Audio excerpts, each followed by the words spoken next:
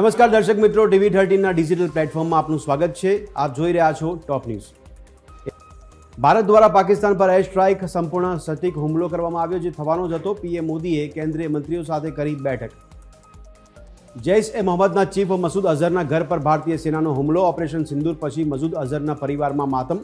ભાભી, બનેવી અને ભત્રીજી સહિત 14 લોકો માર્યા ગયાના અહેવાલ। ઓપરેશન સિંદૂર બાદ પીએમ મોદીનો મોટો નિર્ણય। વિદેશ પ્રવાસમાં 3 દેશોના પ્રવાસ રદ કરવામાં આવ્યા। સરકાર 8 મેના રોજ સર્વપક્ષીય બેઠક યોજશે।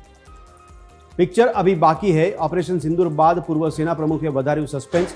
28માં ચીફ ઓફ આર્મી સ્ટાફે આપ્યું નિવેદન। કોંગ્રેસ નેતા રાશિદ અલ્વીએ ઓપરેશન પર ઉઠાવ્યા સવાલ। અલ્વીએ ઓપરેશન સિંદૂર અંગે સરકારને કર્યા સવાલ। અલ્વીએ જણાવ્યું હતું કે સરકારે તેમને જે કરવાનું કહ્યું હતું તે જ સેનાએ કર્યું છે। એર સ્ટ્રાઇક બાદ ગુજરાતના શહેરો ધણધણ્યા। વોર સાયરન વાગતા જ 18 જિલ્લાઓમાં મોકડ્રીલ યોજાઈ। વિવિધ શહેરોના લોકોને યુદ્ધની સ્થિતિમાં શું કરવું તેની સમજ અપાઈ।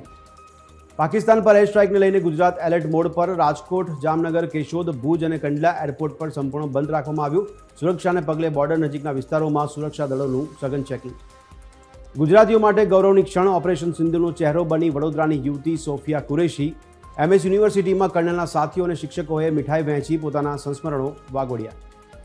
અમદાવાદના નરેન્દ્ર મોદી સ્ટેડિયમને બોમ્બથી ઉડાવી દેવાની ધમકી। પોલીસના ઉચ્ચ અધિકારીઓની ટીમ અને બોમ્બ સ્ક્વોડનું સ્ટેડિયમમાં ચેકિંગ। પાકિસ્તાનના નામથી GCAને ઈમેલ મળ્યો।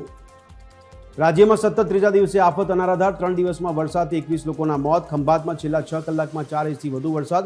આગામી 3 કલાકમાં ભારે વરસાદની આગાહી।